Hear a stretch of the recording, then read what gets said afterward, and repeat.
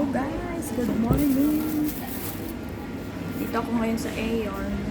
Hintay ko si ate kasi wala pa siya. And then at the same time, bumili ako ng tinapay kasi umaga pa lang ako dito.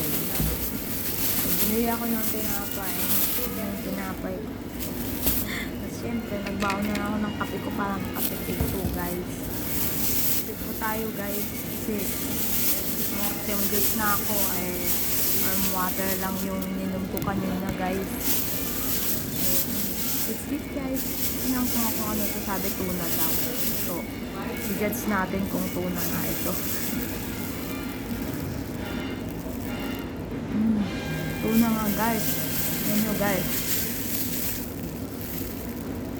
Yung kalaman nga siyang tuna. Sarap. Isang kagat ko pa lang may tuna na talaga guys. Ang sarap siya. Ang laki. Napakalamot pa guys.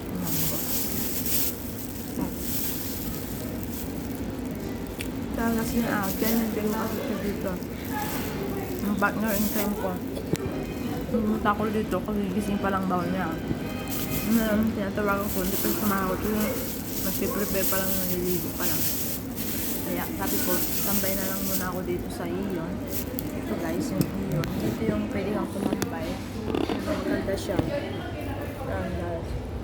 Alam mo ba guys, sarado pa pero binuksan na namin. May mga Pilipina talaga, matitigas ang ulo minsan. Binuksan na namin guys. Pumusok pa kami dun sa walang tao nakatingin. Pumusok na kami. Siyempre, at the same time, tago-tago lang tayo para baka mamaya palayasin tayo ng mga check-wa ba.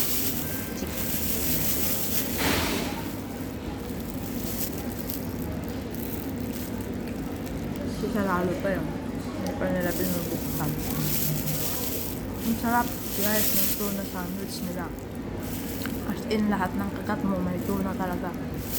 Hindi ba yung iba na sa huling kagat mo siya malalasahan.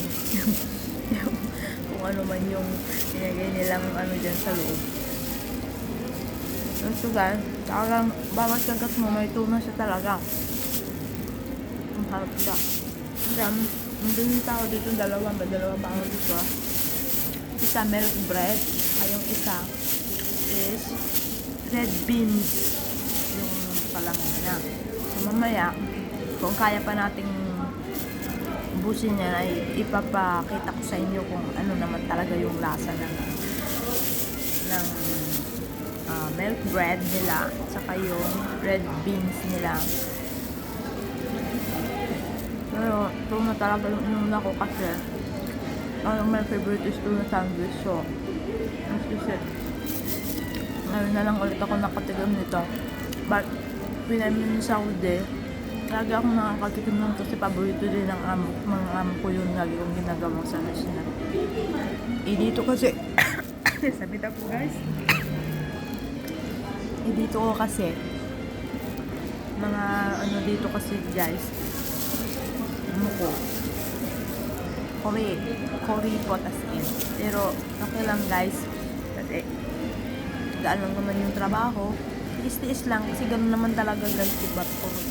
Pagka nag-OFW ka talaga as in, talagang nandyan yung pagtitiis, pagtsatsaga, pasensya, lahat na kasi gawin mo talaga para sa pamilya.